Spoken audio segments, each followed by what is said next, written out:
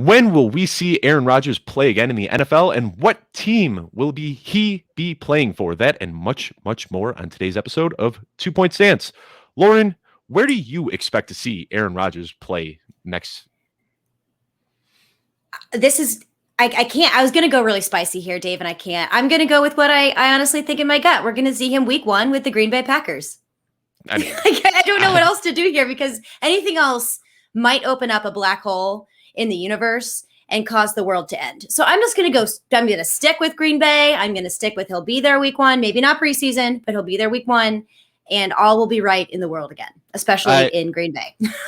Thank you. I couldn't agree with you more. Sure, it would be fun to talk about like, hey, maybe the Tampa Bay Buccaneers trade Tom Brady for Aaron Rodgers, but it's not going to happen. I mean, we've seen this before. This is just kind of what Aaron Rodgers' personality is, right? Like he's a crybaby and he gets upset, and then come week 1, he's back in there. My big thing is that he only has 1 Super Bowl ring, and I think that Aaron Rodgers is somebody who cares a lot about his legacy. He knows the clock is ticking. He doesn't have a lot of time left, and I think that realistically, returning to Green Bay gives him the best chance to win. So even if we're talking about like an early season holdout, I don't see it happening because right now this Packers team has been very good. They're 26-6 since LaFleur took over as the head coach, and I think that he knows that they're a good team. He's not going to sit out half the season because you're gonna sit out for 8 games and then come back to a team that's 2-6 and hope to right the ship and make the playoffs. I don't think it's going to happen. So I agree with you. I think that week 1, we're going to see him in Green Bay. And I think that once again, they're going to be an NFC North favorite and all of this drama will be forgotten by the time the season kicks off.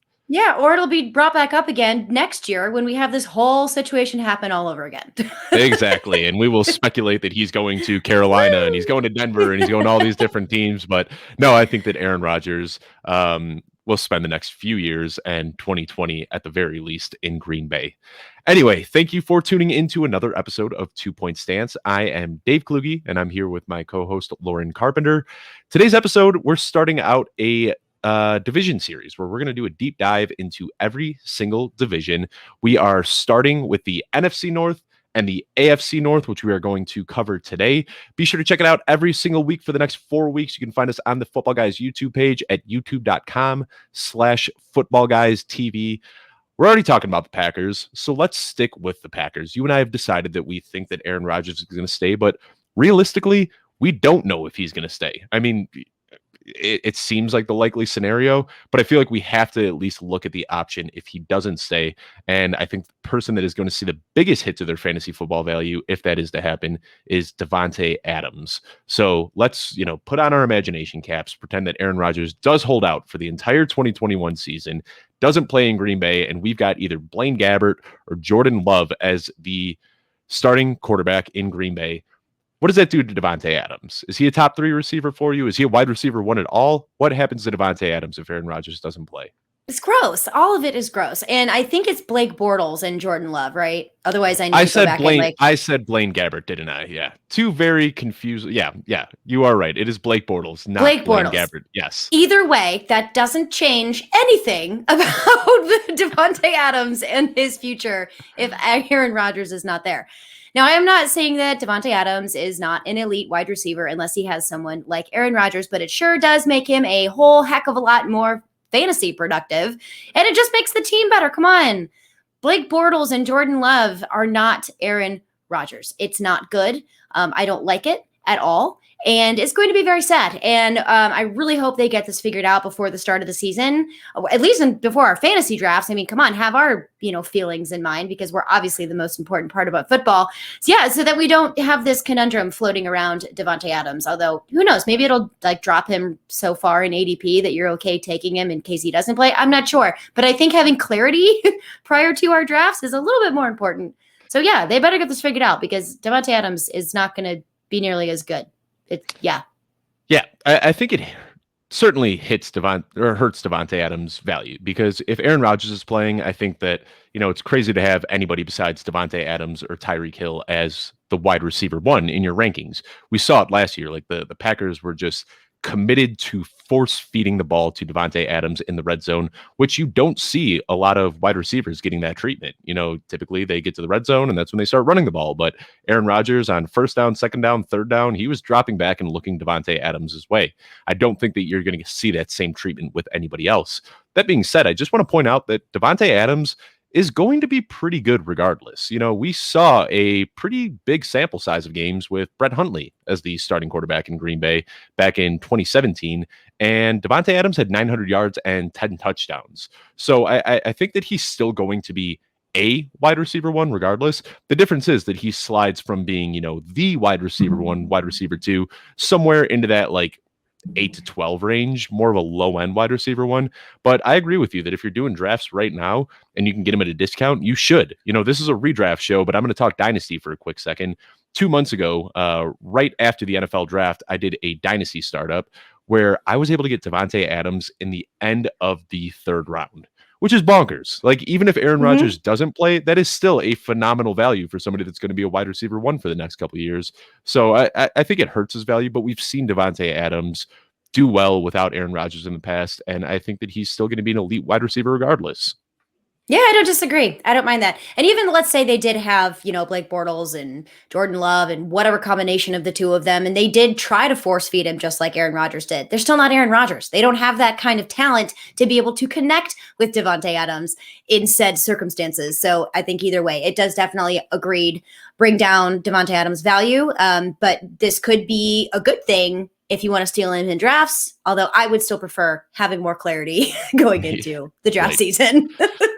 Now, one thing that we could see just monumental change in the way that the Packers handle their offense without Aaron Rodgers would be AJ Dillon. Yes. We talk about how much they're throwing the ball in the red zone, and especially last year when we saw Davante Adams catch 18 touchdowns. I mean, that's just ludicrous. 18 touchdowns. We're not going to see that without Aaron Rodgers. But what we could see is AJ Dillon suddenly taking on that almost, dare I say it, the Mike Tolbert role, the guy that would just come in for goal line work. Boy. So it's really hard to speculate what to expect with the Packers because so much is contingent on whether Aaron Rodgers is going to play or not. But let's talk about AJ Dillon a little bit. We know that Aaron Jones, he got paid, he secured the bag. He's going to, be the, I don't know if you could say workhorse, but he's definitely going to be the lead back in this offense. But with Jamal Williams gone, what role do you expect AJ Dillon to have in this offense next year? I'm actually going to look up something on AJ Dillon really quick. So you go ahead and you do your take, and then I'm going to do mine in just a second because I want to make sure my numbers are right. So you go first. Oh, well, of course, what we have heard with AJ Dillon so far is what we hear about every single running back in May and June during the offseason is he's working on his pass catching abilities. And frankly, I just don't believe it. You've got Aaron Jones, who is one of the best pass catchers in the NFL. He's got that slipperiness and elusiveness in the open field. I think that his role as the pass catching back is pretty secure. And I already alluded to it a little bit, but what I do get nervous about is that AJ Dillon is going to end up just taking over as the goal line back there. AJ Dillon is the heaviest running back in the NFL. Second close is Derrick Henry. And I realize a lot of people hate making that analogy, comparing AJ Dillon to Derrick Henry, but they're both just mammoths on the football field. And you see it, like they just truck through people. So although Aaron Jones is very efficient in the red zone, I think that AJ Dillon could end up capping his upside because of that ability. Luckily, Aaron Jones can score from anywhere on the field. They could be pressed up against their own end zone and he could still take it to the house. So he always has that big play upside. But AJ Dillon is somebody that, a lot of people started fading him when Aaron Jones came back. And sure, it limits his upside. But I think that Aaron Jones, if Aaron Rodgers plays, could still have standalone flex value on this offense. See, I do agree with you here. And the biggest part for me is what you originally brought up is the fact that Jamal Williams is no longer there. And the reason I want to bring that up is because 2 running backs on this squad is doable. And in fact, the numbers I was looking up were week 15 of last year when AJ Dillon had 21 rush attempts for 124 yards and 2 touchdowns, which is pretty insane. So we're able to see that AJ Dillon can do it when he is given the opportunity. And there is a big gap huge opening for him to go ahead and take that step forward into that opportunity. And we know that he can do it. So I am very excited for AJ Dillon in that standalone value, like you said, as the flex option. And I think his ADP is super low too. I don't have his ADP right in front of me, but that excites me for his chances, for his potential this year. So yeah, and I don't think it's going to necessarily hurt Aaron Jones as much, as long as they can maintain a healthy workload for both of them. So we'll see what kind of an offense that looks like, because I don't think Aaron Jones did very well the same week that AJ Dillon did well, which is, we'll see. But yeah, it excites me what his potential is for 2020 now that Jamal Williams is gone and he has that opportunity to be the unquestioned RB2 for that team. Yeah, and I think that AJ Dillon is somebody that I'm still targeting in every draft, because his value was so suppressed once Aaron Jones re-signed. Yeah, he's got, like I said, standalone flex value any given week, just because of the opportunity to score touchdowns. And then if something were to happen to Aaron Jones, he gets thrusted into the RB1 conversation. So he's somebody that I think you should be going out and targeting in every single draft. He is one of those guys that is an elite handcuff that can still be played even with Aaron Jones. Just absolutely love AJ Dillon this year. Cannot talk enough about him, but that's enough Packers talk. We've covered some of the hard-hitting stories for the Packers. Yes, I'm really proud of you as the Bears fan for going in on that Packers love. Well, thank you for setting up this transition so beautifully for me. We're going to stick with the NFC North. We're going to talk about the Bears now. When do you expect to see the baton handed from Andy Dalton to Justin Fields? It sounds right now, from everything that we're hearing from the Bears camp, that Andy Dalton is going to be the week 1 starter. So let's assume that happens. When do you expect to see this switch? Week 1.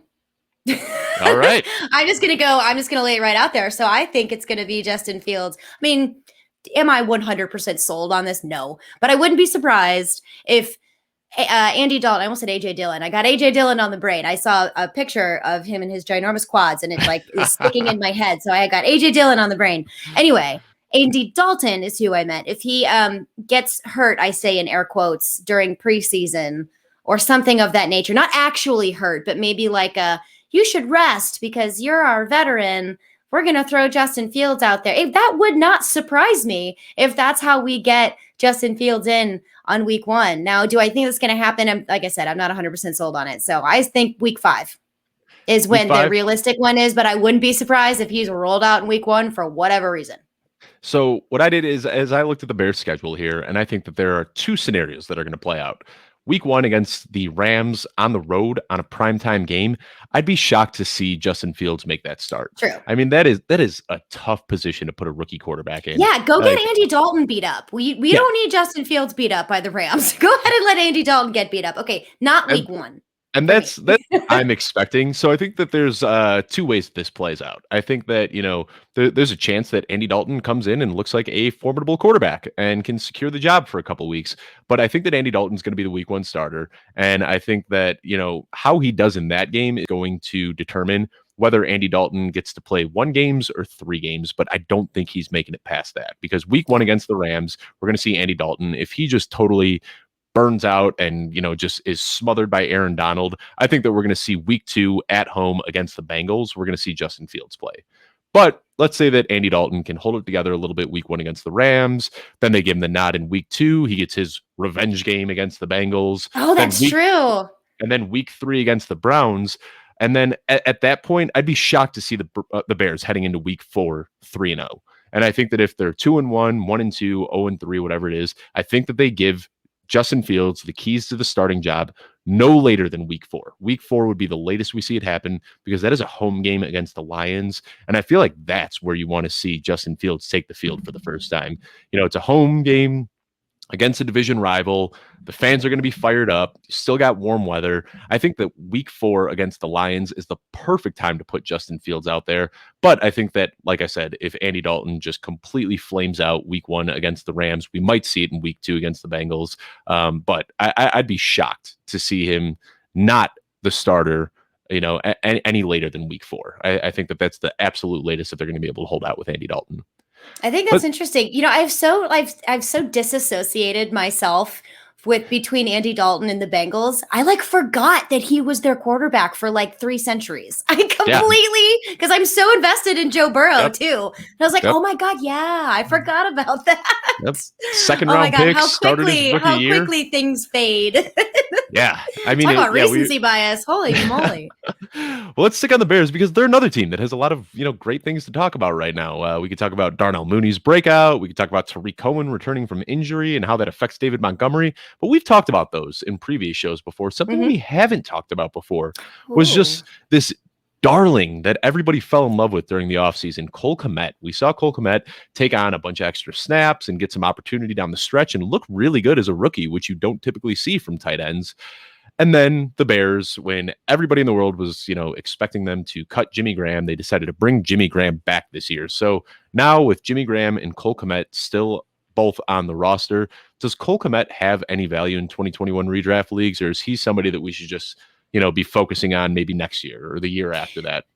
I want to say both. And the reason I say both is not to just be so ambiguous that I confuse everybody, but I think he could have value, but not anything that you really want to go like targeting in drafts or some such. But if you have a bench or a roster that's large enough to sustain some flyer candidates, I definitely think that he is someone that you can pick up. It doesn't even have to be at your draft because I doubt he's going to get drafted, but he's somebody that you can pick up, stash and hang on to just to see what happens this year. But also, if you're in a keeper league, something to keep an eye on, not to use the word keep so often, something to keep your eye on there. I understand that, someone like Cole Kmet maybe not, qualify so much for that keeper status, but it's an option. Dynasty, absolutely, of course, without even a second hesitation. But pay attention to Cole Kmet this year, even if he's not on your squad, even if, whatever said and done, it doesn't matter.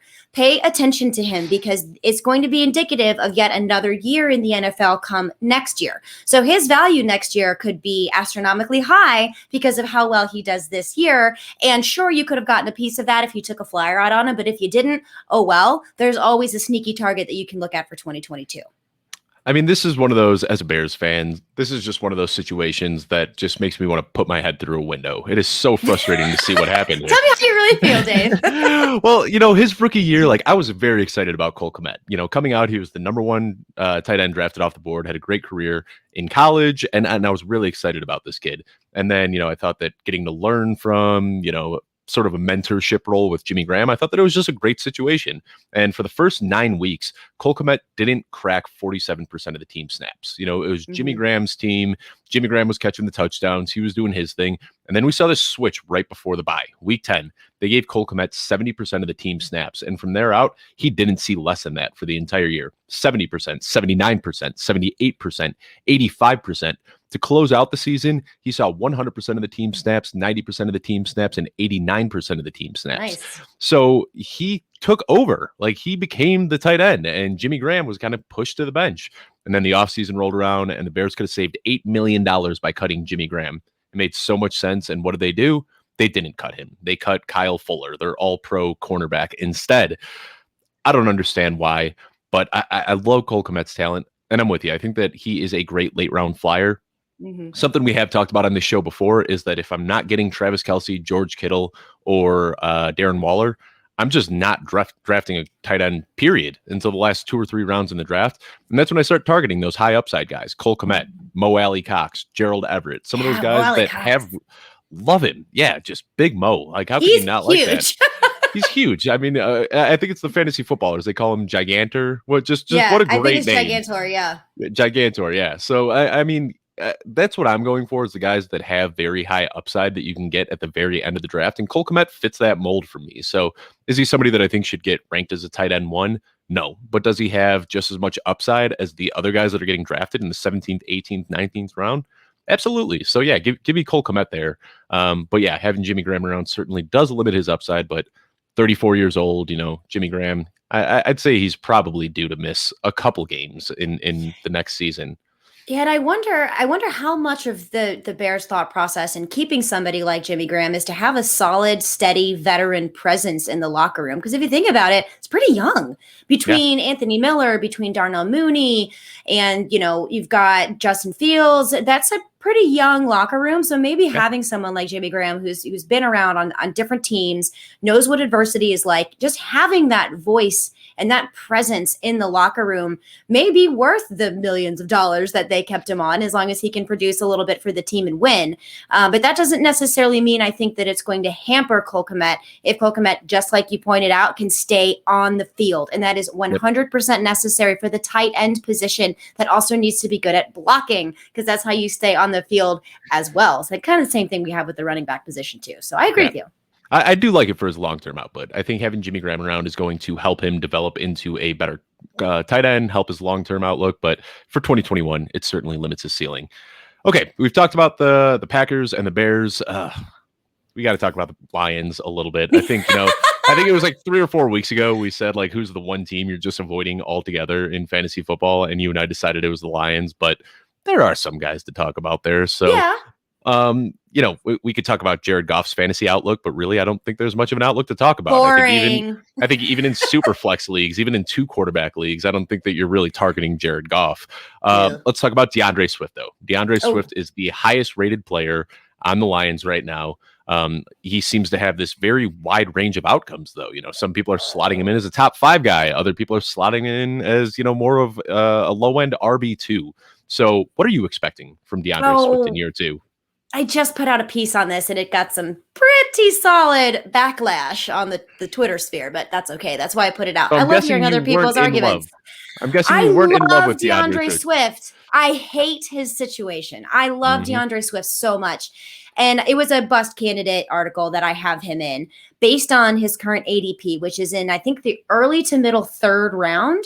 And the biggest concern that I have is Jamal Williams. We brought up Jamal Williams in his absence with the Packers, but now we have him, coming in with the Lions, and they have very similar numbers. They have similar rushing numbers. They have similar red zone numbers, similar 10 zone numbers. They have similar receiving numbers. It's almost like they're the same person, which is kind of terrifying that there's not a solid identity between the two of them. Not only that, but head coach Dan Campbell loves Jamal Williams. He loves him, loves his energy, loves his passion, loves his enthusiasm.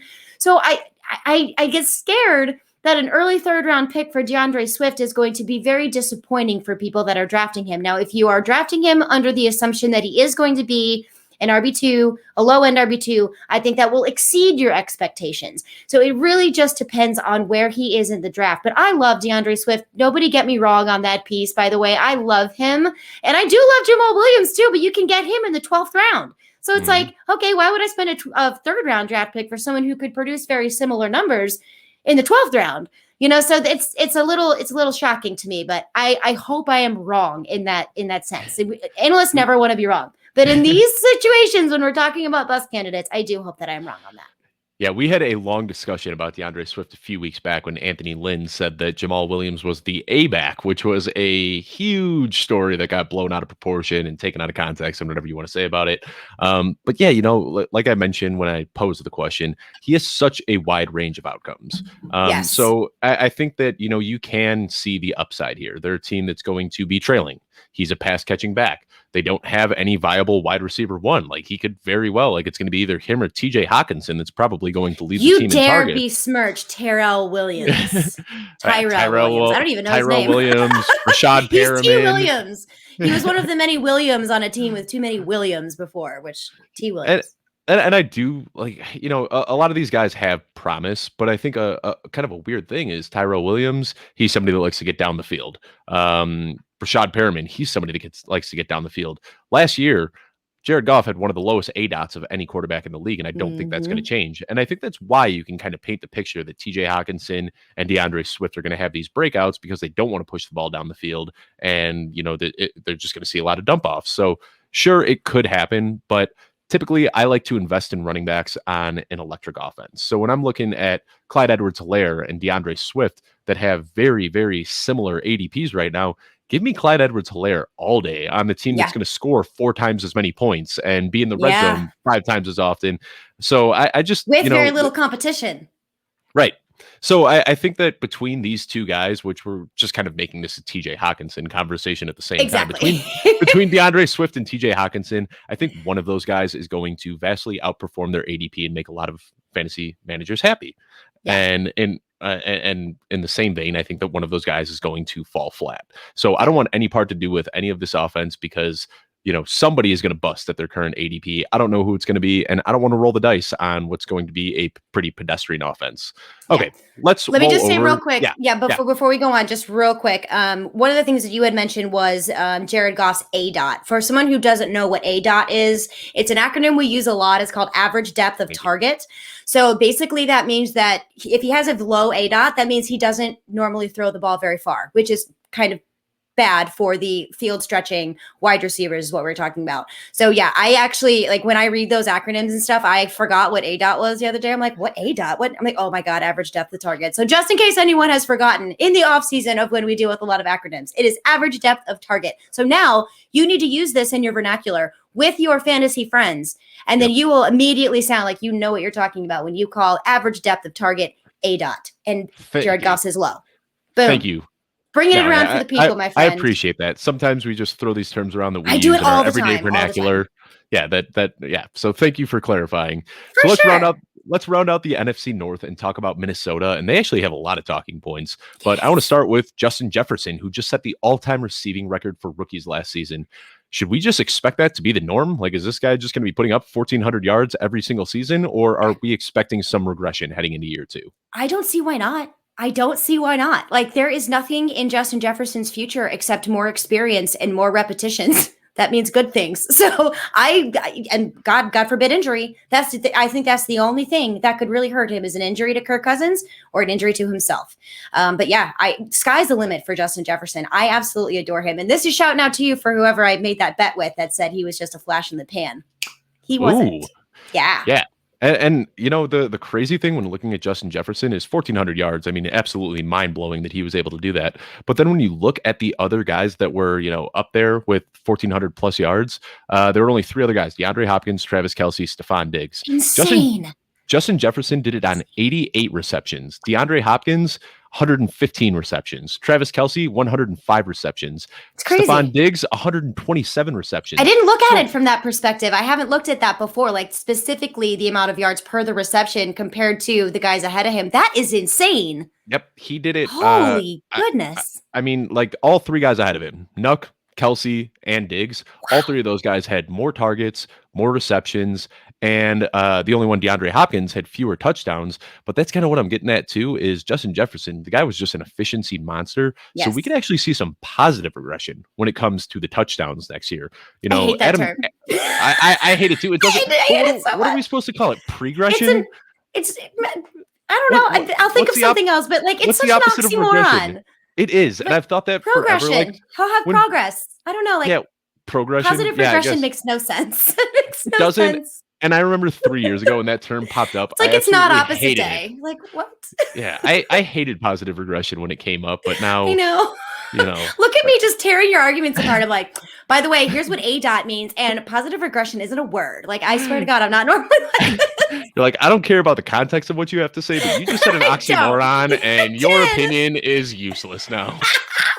I'm like crying right now for anyone who's not watching this on YouTube. I look like a hot mess right now. I'm so sorry.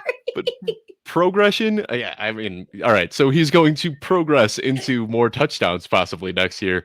Yeah. It doesn't sound right either. Yeah, we're sticking with positive regression, and we're just that's a thing now.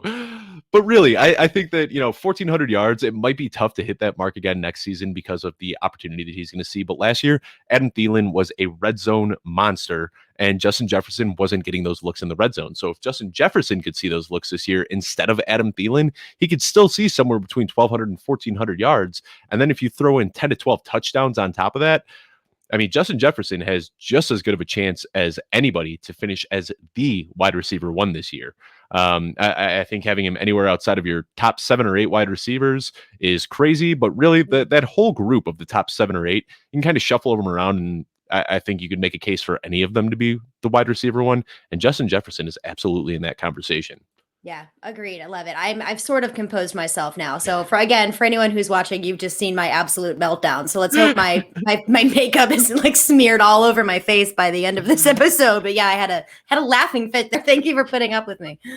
All right, let's talk about one more Quick talking point on the Vikings, because I've heard some people start putting Dalvin Cook as their number 1 overall pick, the 101, ahead of Christian McCaffrey. Is that something that you can understand, or is Christian McCaffrey still the lock for the number 1 overall pick in fantasy? I think I could see the argument for Dalvin Cook being the 101, but I don't agree with it, if that makes any sense. I mean, I can definitely see both sides of that, but me personally, I'm sticking with Christian McCaffrey on this. But it wouldn't surprise me if Dalvin Cook did finish as the RB1. But I don't know. I'm still sold on Christian McCaffrey, but I think he's going to do really well. But yeah, I don't know. Not agreeing with it, but I can see it. You mentioned recency bias earlier in the show, and I think anybody putting Dalvin Cook ahead of Christian McCaffrey is suffering from pretty bad recency bias. Dalvin Cook had a great season last year, but let's not forget what Christian McCaffrey does when he's healthy. I mean, the dude is just, I don't think we've ever seen anything like this until, going back to maybe LaDainian Tomlinson, maybe, Jamal Charles when he was healthy, just an offense that runs through a running back, whether they're giving him the ball, whether they're throwing him the ball, like they just feed him the rock. He's a touchdown machine. So yeah, I'm with you. Like Dalvin Cook could finish as the RB1, but there's no way that I'm taking him ahead of Christian McCaffrey. Well, if you're watching this show right now and you are into rankings and divisional breakdowns and all that fun stuff, and it's not even July yet, you're probably a pretty serious fantasy player. And as we all know, consistently winning at fantasy football is challenging and it takes a lot of time. So what you need to do is go to footballguys.com, get yourself a premium subscription that'll give you an edge and help make winning decisions in less time. Head to footballguys.com, click on the orange button in the top right that says join now. You can also go to footballguys.com/buy-now and find it. And that'll take you right to all the pricing options that we have. We'll do the work. You do the winning. All right. Well, we have covered all 4 teams in the NFC North, and now we are going to switch to the AFC North, which is equally as exciting. I mean, this is a team where like all 4 teams in the AFC North could potentially, well, not all 4, but all 4 teams have a case for making the playoffs. Bengals, Steelers, Ravens, and Browns, all of these teams, are in a position where they can be very, very good this year. I think the Bengals are probably the biggest long shot, but they went out and got Jamar Chase. They've got Joe Burrow coming back from injury. And, let's start with them. Jamar Chase was their first round pick. And right now we see all 3 of the pass catchers there. Jamar Chase, T. Higgins, and Tyler Boyd, they're all getting drafted pretty high, similar to what we're seeing with the trio of pass catchers in Dallas. Do you think that Joe Burrow can support 3 pass catchers in Cincinnati this year? And if you don't think he can, who's the odd man out? Oh, I think he can. But I think there is still going to be an odd man out with not as many as I think we would hope, or at least that's just me. So to answer your question on there, I think he definitely can if he can stay upright on his feet. And if I were to have to assign somebody as the odd man out, I hate this. I hate saying this, but I think it's Tyler Boyd. And I don't like that at all because I love Tyler Boyd a lot. Yeah. But yeah, I think it's possible. I think it's definitely possible. Yeah, this one is one that is really, it bothers me because I loved what was happening with Cincinnati last year. T. Higgins, like just coming into his own as like an alpha wide receiver, taking the league by storm as a rookie, like just living up to his draft stock and then some. Like he was lumped in with the Justin Jeffersons that we talked about earlier and CeeDee Lamb, and he looked like he was going to be one of those just dominant forces from this wide receiver class. And then they went out and they drafted Jamar Chase, Joe Burrow's buddy from college. They've got that connection. And it worries me that T. Higgins could be the odd man out here just because him and Jamar Chase play such a similar role. I agree with you that like from a pure talent standpoint, Tyler Boyd is probably low man on the totem pole here, and he'd be the most likely to be out. But I think that, Joe Burrow, instead of looking T. Higgins' way, he's going to be looking Jamar Chase's way. And Tyler Boyd is still going to have that same kind of high floor, playing the majority of his snaps out of the slot.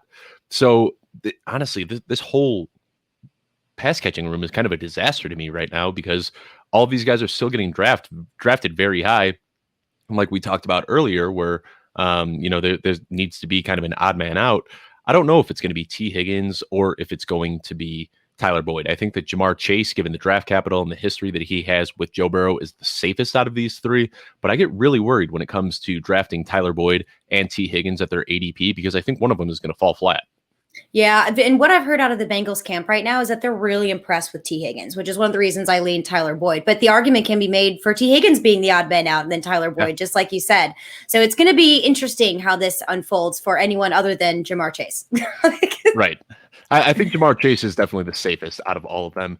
But let's stick on the Bengals, because a huge hot topic every single year now. This is like, is Joe Mixon going to be an RP1 4.0? This is like we talk about this every single offseason, but I want to get your take. What do you think about Joe Burrow? Or I'm sorry, I keep saying Joe Burrow. What do you think about Joe Mixon? Is Joe Mixon going to be an RB1 this year? I think he's garbage. For anyone who's followed me for any length of time, you know that I dislike the man. But I just feel like we have this conversation all the time. And like, okay, off-field stuff aside, okay, whatever. There's a lot of NFL players that have had to deal with this. But if I'm looking through this strictly from a fantasy football lens, like you said, this is 4.0. This is the exact same conversation that we've been having over and over again. And I feel like as his 5th year in the league, and he's only had one season of playing 16 games, is it really going to be that hard for him to be better than he has been all season? I think it won't be that hard. I think he will be better. But how good is that? How much of that return are you expecting if you want him to be an RB1? I'm not sure. I think with Giovanni Bernard gone, that does open up the door for him. But they're not ignoring Samaje Perine. They know he's there too. So there's a lot of talk right now that he is going to, quadruple his touches and, rush attempts this year. And I'll believe it when I see it. I'm not going to draft him. I'm not going to deal with the headache or the heartbreak for the however many times people have had to deal with him. If it happens, it's about time. If it doesn't happen, I told you so. So what I want to point out is that last year, when Joe Mixon went down with his injury, he was the RB10 at the time. Yes. And it's really easy to point to that one game against Jacksonville that was his outlier, where he put up, 40-something fantasy points. And a lot of people love to say that, like, oh, well, it was just that one game. But how many other running backs in the league have a 40-point ceiling? Like, not any running back can just go out there and put up 40 points on any given week. So, he's not going to be consistent. I've heard a lot of people start to refer to Joe Mixon as the Tyler Lockett of running backs. He's going to have weeks where he face plants, and he's going to have weeks where he puts up 35 or 40 points.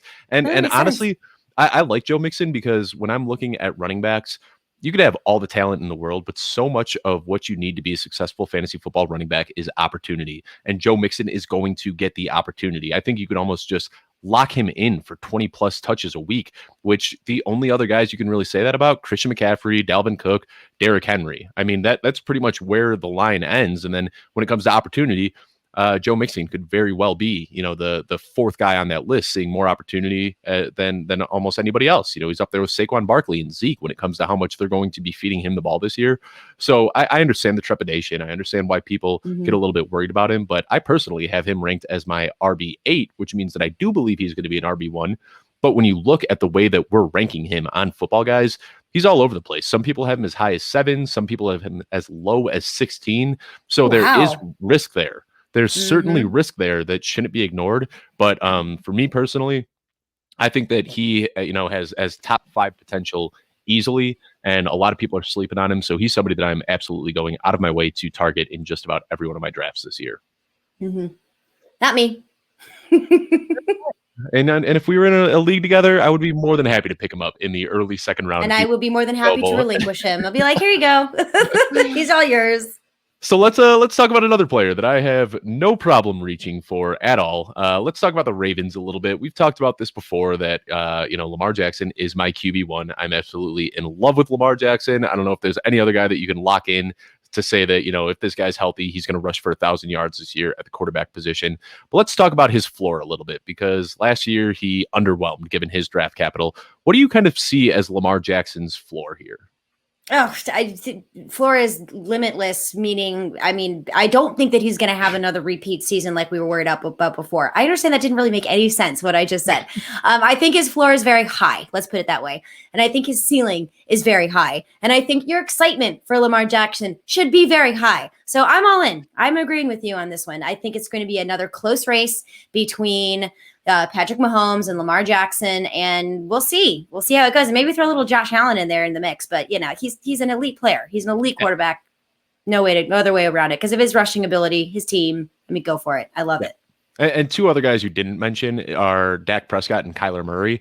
And the same way that I said, like, the top 7 or 8 wide receivers, you could shuffle them all around. And I'm not really going to fault anybody for putting one over the other. That's how I feel when it comes to those top 5 quarterbacks. Patrick Mahomes, Lamar Jackson, Josh Allen, Kyler Murray, Dak Prescott. I think those 5 are kind of in a tier of their own. And you could have them 1 through 5 ranked anyway, and I'm not really going to judge you for it. Yeah, I disagree. I disagree. I think Lamar Jackson and Patrick Mahomes and possibly Josh Allen are in a tier. And then I think Dak Prescott and Kyler Murray are in a tier right below that. It is a close break. Yeah. Very, very close break. But I still think there's a little bit more that Kyler Murray needs to do and prove that he can do. And I think there's a little bit more consistency that Josh Allen can show us before he takes that leap up there. The same thing is said for Dak Prescott as well. I just think they're in a slightly itty bitty tier below. So what I think is that they all have very similar ceilings. And where I'm going to say that the reason that I have Lamar Jackson above those guys is because I think his floor is higher because of his rushing upside. I think Makes sense. any 5 of those guys could very realistically finish as the QB1 this year. But I think that when it comes to floor, I think that Lamar Jackson's is higher than the rest. We already talked about his rushing upside. I mean, it's very likely that he rushes for 1,000 yards for the third straight season, especially with that extra 17-game stretch, or with that extra 17th game in there. It's crazy to think that we could see this for 3 years in a row. So that floor is what really entices me, knowing that every single week, he's just going to go out there and rush for 50, 60, 70 yards, that he can rip off a 60, 70-yard touchdown any given week. I mean, it's crazy to see that. Now with the improved pass catchers there, I just love Lamar Jackson. We don't need to keep talking about it. But let's talk about, J.K. Dobbins a little bit, because he is lumped into this just amazing class of year 2 running backs. Jonathan Taylor, Cam Akers, J.K. Dobbins, Antonio Gibson. There's just too many to even list on this show. So what are you expecting from J.K. Dobbins on a team that is leading the league in rushing attempts? Probably again, which would be their 3rd straight year of doing that as well. I feel like so negative, Nancy, but I have a feeling we're going to get a lot of the same thing that we had from J.K. Dobbins last year, and that was heartbreak because you didn't start him in the right week, because you're not exactly sure when it's going to be him or when it's going to be Gus Edwards or when it's going to be Lamar Jackson who's running the football. So for me, I'm avoiding J.K. Dobbins. And out of that class that you said, I'm looking at Antonio Gibson, I'm looking at Cam Akers. Those are the guys that I really want to target instead of J.K. Dobbins. Now, do I think he can take a step forward? Absolutely.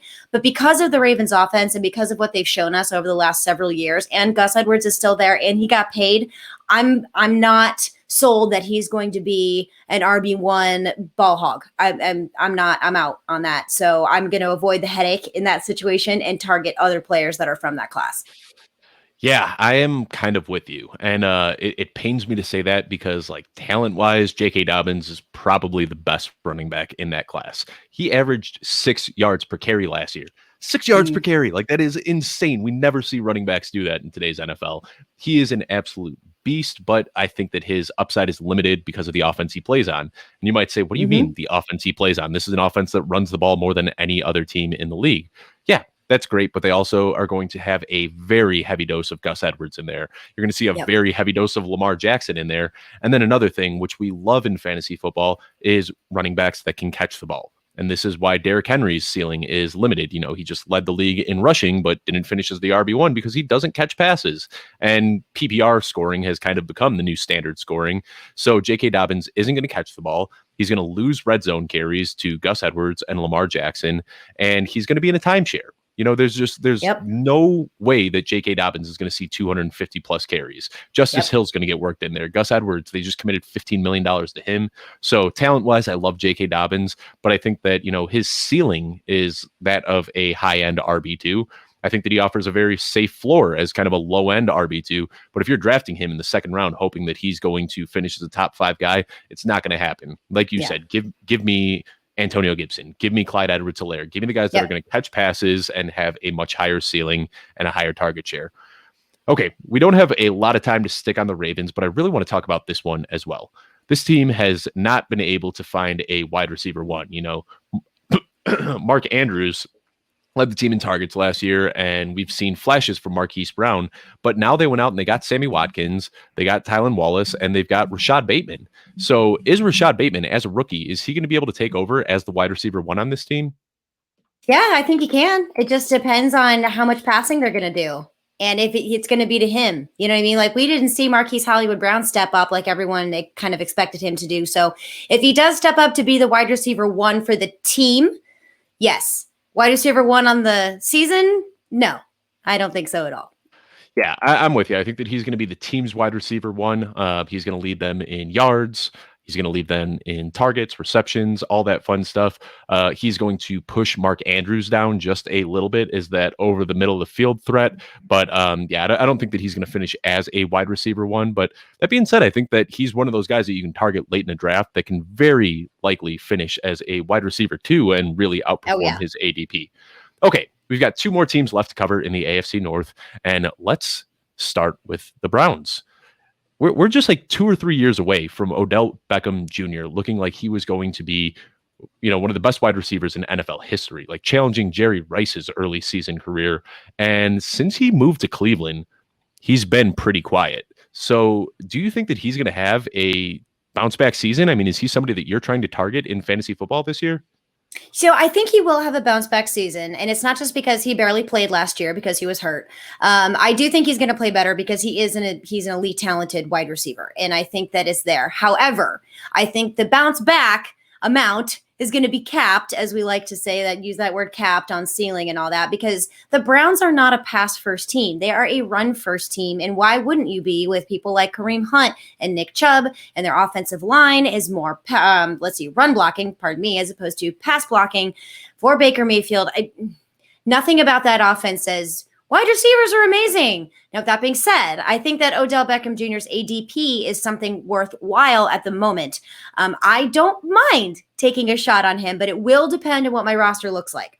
I'm one of those people who have not written OBJ off completely. I still think he has enough left in the tank, and we just did not see an example of that because he got hurt last year. But I'm wondering if this is going to be the year that he does finally show, see, this is what I can do. And I just want to point out really quickly how just huge this fall off was for Odell Beckham. In his first 3 seasons with the New York Giants, this isn't what he averaged in a season. This is his like per 16 game numbers. Just listen to this. 170 targets, 107 receptions, 1,534 yards, and 13 touchdowns is what he was averaging per 16 games. Yeah. Over his last 2 years with Cleveland, you extrapolate that to a 16-game average, 122 targets, 67 receptions, 942 yards, and 5 touchdowns. Ugh. I mean, that is a just disgusting fall off. You talked about it where this is a run first team with Kevin Stefanski, and they were Kevin Stefanski when he was the offensive coordinator in Minnesota. They were still a run first team, but even as a run first team, feeding Dalvin Cook the ball, they were still able to make Adam Thielen and Stephon Diggs both hit wide receiver 1 status. Now, I think that Odell Beckham Jr. is just as talented, if not more talented than Stephon Diggs. So I'd love to see them add that wrinkle into their offense this year and start throwing the ball a little bit more and utilizing the elite talent they have in Odell Beckham. I'm with you. I haven't written him off, and I like his value at his ADP right now. So Odell Beckham, don't forget how good this guy actually is. And especially you're talking the whole dynamic between Stephon Diggs and Adam Thielen. You got Jarvis Landry and OBJ. So I think that there's enough to spread defenses a little bit thin when it comes to, passing attack. So, yeah, I don't think it's going to be this ginormous ceiling because of what we talked about with the volume. But, yeah, I'm excited for him. I want to see him do well. All right, let's talk about one other quick one here, and I'm just going to throw this out. Does Kareem Hunt still have standalone value if Nick Chubb is playing and healthy? Yes, I think he does. Yeah, I think that he's a weekly flex play as well. We saw it last year. He's going to come in the passing downs. Nick Chubb is going to get the rushing volume and he's going to get the touchdowns. But if you're in a PPR league, Kareem Hunt right now is a screaming value late in the draft that, you can start him every single week, kind of like we were talking about AJ Dillon earlier. He's a weekly flex play, RB1 upside if Nick Chubb were to go down. All right, and now let's wrap it up. We've got one team left in the AFC North, and that is the Steelers. This team is loaded with playmakers on offense, but Ben Roethlisberger is 39 years old. He hasn't looked like himself the last few years, so should we be worried about these pass catchers in Pittsburgh? Chase Claypool, Deontay Johnson, Juju Smith-Schuster, should we be worried about them? I think possibly. But the one I'm not worried about is Deontay Johnson. He is the wide receiver in this offense that I am targeting is Deontay Johnson. Chase Claypool is going to be that guy that gives you those crazy games like a Mike Williams, you know what I mean? Where it's like, wow, absolutely crazy, 600 touchdowns. And then it's like face plants and does nothing. And it's like, oh my God, why did I start him? It's going to be a little confusing, but he's your high upside swing for the fences player. Juju Smith-Schuster is aged at this point. He's not as consistent and as dependable as we had wanted him to be last year, unfortunately. But again, Ben Roethlisberger was still getting better, if you will. He was still trying to, heal that arm up. So he might be a little bit better this year when it comes to his arm strength. But really, for me, that one wide receiver is going to be Deontay Johnson. That's who I want. That's the piece that I want out of that receiving core. Yeah, I'm with you. I really like Deontay Johnson. For me personally, I think that Chase Claypool has the highest ceiling. I think that Deontay Johnson is going to get peppered with targets all season long, and he's going to give you a really nice floor. But I'm banking on like a DK Metcalf type breakout for Chase Claypool this year. That dude is just an absolute phenom when it comes to his height, his weight, his speed, his jumping ability, just everything he can do. And I love it. One thing I want to point out is we talked about the Bengals earlier and how they're kind of be an odd man out in that trio. I don't know if the Steelers are going to have an odd man out. I mean, if I had to pick one, I guess I would say Juju Smith-Schuster, but this is a team that throws the ball a lot. Ben Roethlisberger's missed a lot of time over the last few years, so it's kind of hard to, see exactly how much they pass. But if you look at his, over the last 3 years, his per 16 game numbers, this team is averaging 652 pass attempts per year when Ben Roethlisberger is the quarterback. It's crazy high. They're going to throw the ball a lot. And so I think all three of those pass catchers are relatively safe. And then the nice thing, too, is you think a pass first team, they're not going to be able to support a running back. But with Najee Harris here, I think that Najee Harris is going to end up seeing, 80, 85% of the touches out of that backfield. So I think that all of the skill players here, I think that Deontay Johnson, Chase Claypool, Juju Smith-Schuster, and Najee Harris, I think all four of them still have value. And if you think that all four of these players are going to have value, then that means that Ben Roethlisberger's ADP is one of the biggest discrepancies in the market right now. He's going undrafted in 12-man teams. And if you're expecting 3 wide receivers to be fantasy relevant, shouldn't the guy throwing the ball to them also be fantasy relevant? So I just want to point out that discrepancy that I've seen in some of the drafts that I have done. But I think that Ben Roethlisberger could be a great value this year. So we've talked about that a little bit. One other guy I want to talk about, though, they drafted Pat Freiermuth this year. So they've got a new tight end after Eric Ebron didn't have, the best season last year. And we've seen some tight ends show flashes in this offense. Is Pat Freiermuth somebody that you're targeting in your drafts this year? No, I am not targeting. We're talking redraft here. I am not going to target Pat Freiermuth, however you say his last name, but he is a cool dude. I saw an interview with him. I was like, I like that guy. He's really neat. But I am keeping my eye on him. That is one thing I am going to do. And like you said, we haven't really have a lot of tight ends that can really reach that awesomeness status here. I mean, there was a lot of hype around Vance McDonald. That went nowhere. A lot of hype around Eric Ebron. Unfortunately, he had a bad case of the dropsies, and that really didn't go anywhere. So I'm not overly excited, nor am I targeting him, but I will keep my eye on him just in case. One thing that Vance McDonald did was end Chris Conte's career. As a Bears fan, I have always had a chip on my shoulder with Chris Conte. I don't know if you remember. A few years back, Chris Conte got burned in Week 17 by Randall Cobb, gave up a last-minute touchdown with less than 40 seconds left in the game, and blew the Bears' playoff chances. And because of that, Bears fans have always kind of disliked Chris Conte a little bit. And do you remember that play 2 years ago where Vance McDonald was running down the sideline? There was only one guy between him and the end zone, and it was Chris Conte. And I have never seen a stiff arm like this in my life. Vance McDonald picked him up by his pads. I do remember threw that. him into the dirt. Chris Conte got injured and hasn't played a snap in the NFL since. Oh Vance McDonald literally ended his career on that He's play. He's a big guy. He's a big guy, and they used him a lot with in the blocking game. Excuse me. I speak English. I promise. And so it wasn't necessarily about him not being a good tight end. He was a great tight end. He just wasn't a huge pass catching tight end, which is what we want in fantasy.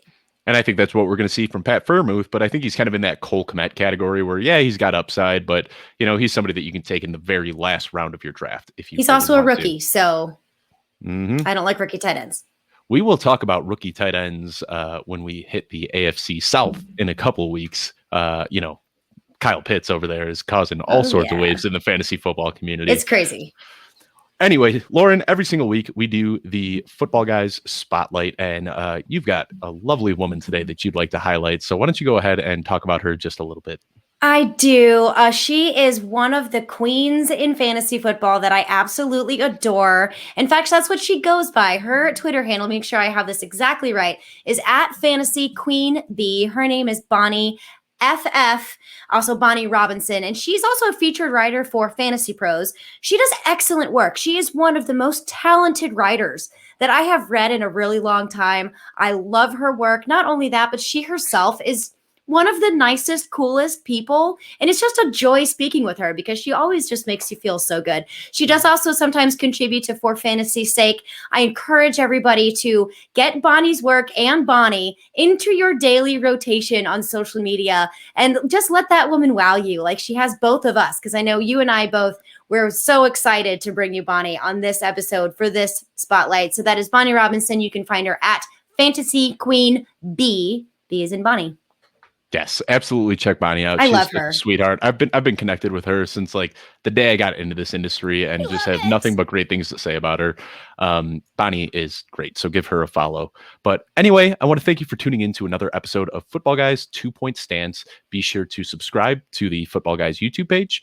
And we're coming at you every Tuesday at 7 p.m. Eastern. We are no longer streaming live to Twitter and Periscope. You can just find it exclusively on the Football Guys YouTube, which is youtube.com/footballguystv. We've got all the other shows there, the Audible, the Dynasty show, the Dynasty newsletter show, the Power Grid. We have a new edition on the Mailbag show, which airs tomorrow on Wednesdays. We've got Victoria joining Troy and us, which is going to be an absolute blast. So be sure to check that out tomorrow evening. And then next week, Lauren and I are coming at you again, 7 p.m. Eastern, and we are going to be covering the AFC East and NFC East next week. Lots to talk about there. I am very excited for this these divisional breakdowns that we are going to be doing. So thrilled to do this one. Episode 1. We've got 3 more coming at you. We will see you next week.